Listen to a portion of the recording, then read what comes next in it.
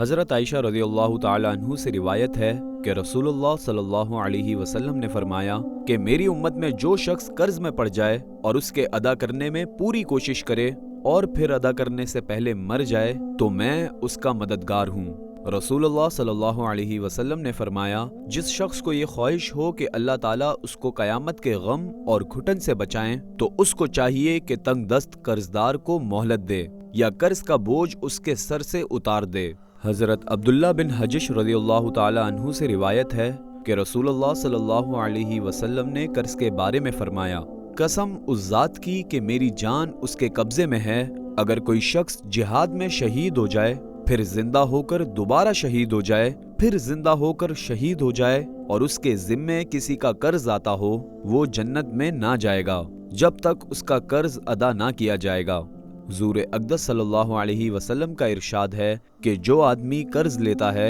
और उसको अदा करने का इरादा रखता है, क़यामत के दिन अल्लाह उसकी तरफ से उस कर्ज को अदा कर देगा, और जो कर्ज लेकर अदा करना नहीं चाहता और उसी हालत में मर जाता है, क़यामत के दिन अल्लाह उससे फरमाएगा कि ए मेरे बंदे, तूने शायद ख्याल किया था कि मैं अपने बंदे का हक तुझसे नहीं लूंगा। फिर मकरूज की कुछ नेकियां कर्ज ख्वाह को दी जाएंगी, और अगर मकरूज ने नेकियां ना की होंगी तो कर्ज ख्वाह के कुछ गुनाह लेकर मकरूज को दिए जाएंगे।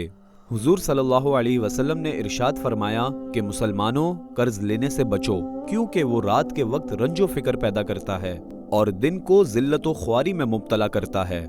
हुजूर सल्लल्लाहु अलैहि वसल्लम ने फरमाया कि मुसलमानों, अगर तुम में से कोई आदमी पेवन पर पेवन लगाए और फटे पुराने कपड़े पहने, तो ये उससे बेहतर है कि वो कर्ज ले और उसके अदा करने की ताकत ना रखता हो। रसूलुल्लाह सल्लल्लाहु अलैहि वसल्लम का इरशाद है कि मुसलमानों, मोहताजी और मुफलिसी और जिल्लत व ख्वारी से अल्लाह की पनाह मांगा करो। हज़रत अनस बिन मालिक रज़ियल्लाहु ताला अन्हु से मरवी है कि रसूलुल्लाह सल्लल्लाहु अलैहि वसल्लम ने माज बिन जबल रज़ियल्लाहु ताला अन्हु से फरमाया कि मैं तुमको क्या ऐसी दुआ ना बताऊं कि अगर तुम्हारे सर पर पहाड़ के बराबर कर्ज हो तो उसको भी हक ताला अदा फरमा दें। तर्जुमा, ए अल्लाह, मालिक तमाम मुल्क के, आप मुल्क जिसको चाहते हैं दे देते हैं और जिससे चाहते हैं मुल्क ले लेते हैं, और जिसको आप चाहें गालिब कर देते हैं और जिसको आप चाहें पस्त कर देते हैं। आप ही के इख्तियार में है सब भलाई, बिलाशुबा आप हर चीज पर पूरी तरह कुदरत रखने वाले हैं।